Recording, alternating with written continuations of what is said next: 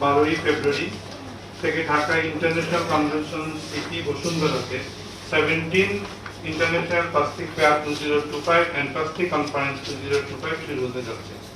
4 দিন ব্যাপী এই ফেয়ার চলবে আগামী 15ই ফেব্রুয়ারি 2025 সাল পর্যন্ত। 800টিরও বেশি স্টল, যেখানে 18টি দেশ থেকে 390টিরও বেশি ব্র্যান্ড অংশগ্রহণ করবে। চীন, Germany, Bharat, Italy, Japan, Vietnam, সংযুক্ত আরব আমিরাত, তুরস্ক, যুক্তরাজ্য, অন্যান্য দেশের কোম্পানিগুলি তাদের পণ্য প্রযুক্তি নিয়ে আসবে। আমাদের উদ্দেশ্য হলো যে প্রযুক্তিগুলা যেন আমরা পাই। আপনি দেখেছেন যে বাংলাদেশে প্লাস্টিক সেক্টরের 180টা বুথ থাকবে, প্রায় 70টার মতো কোম্পানি ব্র্যান্ড পার্টিসিপেট করবে এবং প্রযুক্তি নিয়ে, র মেটেরিয়াল নিয়ে, প্রসেস নিয়ে বাইরের অনেক কোম্পানিগুলো আসবে, যাতে আমাদের এসএমই খাত যারা আছেন এবং যারা নতুন উদ্যোক্তা হবেন তারা যেন এই সেক্টর সম্বন্ধে বুঝতে পারেন, জানতে পারেন। এখানে আমি পুরোটা লিখিত পড়বো না, লিখিত আপনাদের কাছে দেওয়া আছে, আমি বিশেষ ইম্পর্টেন্ট দিকগুলো করি।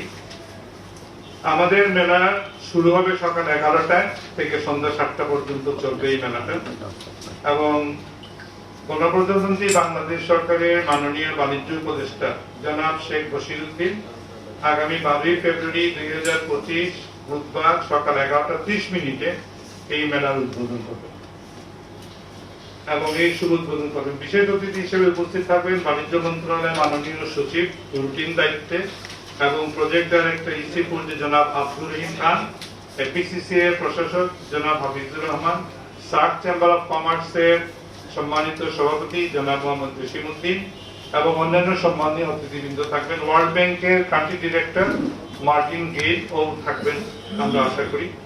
He is also hour special guest. এবং এছাড়া দেশে বিভিন্ন আমাদের স্বনামধন্য ব্যক্তিত্ব যারা আছেন তারাও আমাদের এই মেলায় অংশগ্রহণ করবেন এবং ওপেনিং সেশনে থাকবেন।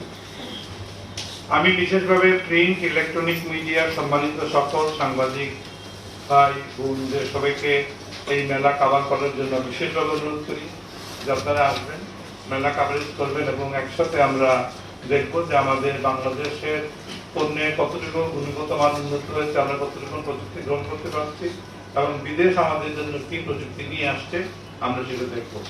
বিশাল বড় ট্রেন্ড, আপনারা জানেন, আপনারা আগেও দেখেছেন।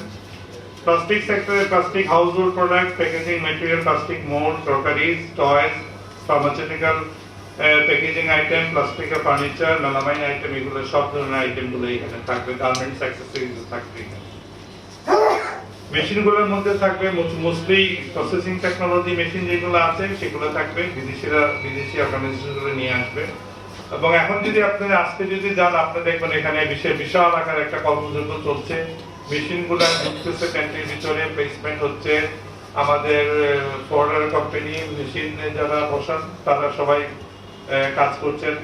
বিদেশ থেকে প্রায়, আমরা যতদূর জানি, প্রায় 60 জনের মতো টেকনিক্যাল লোক আসেন, তাই না, আমাদের মেলাতে? মানে টেকনিক্যাল যারা সেটআপ করে, মোর দেন 60 বিদেশিরা আসেন এই টেকনিক্যাল সেটআপ করার জন্য। আমরা আসলে খুব দ্রুততার সাথে কাজ করি।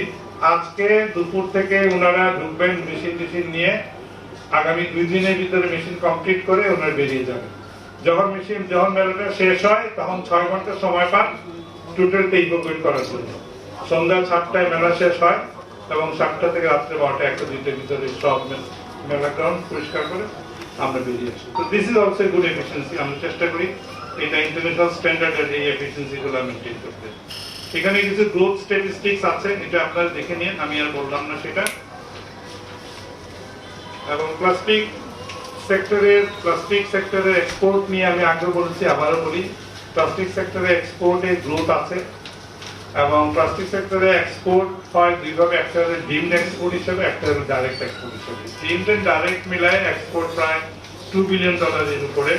স্ট্যাটিস্টিক্স তো বাংলাদেশে একটা সমস্যা, আমরা আসলে কারেক্ট স্ট্যাটিস্টিক্স পাই না এই জন্য যে ইপিবির মাধ্যমে যেগুলো ডাইরেক্ট এক্সপোর্ট হয় সেটার হিসাব থাকে, আর ডিমড এক্সপোর্ট যেটা হয় সেটার কোনো হিসাব বাংলাদেশ ব্যাংক কিংবা ইপিবি দিতে পারে না। তবে আমরা ওয়ার্ল্ড ব্যাংক স্টাডি করে দেখেছিলাম 5-7 বছর আগে যে অ্যারাউন্ড $1.2 বিলিয়ন গার্মেন্টস অন্যান্য অ্যাক্সেসরিজ গুলো আমরা এক্সপোর্ট করে থাকি।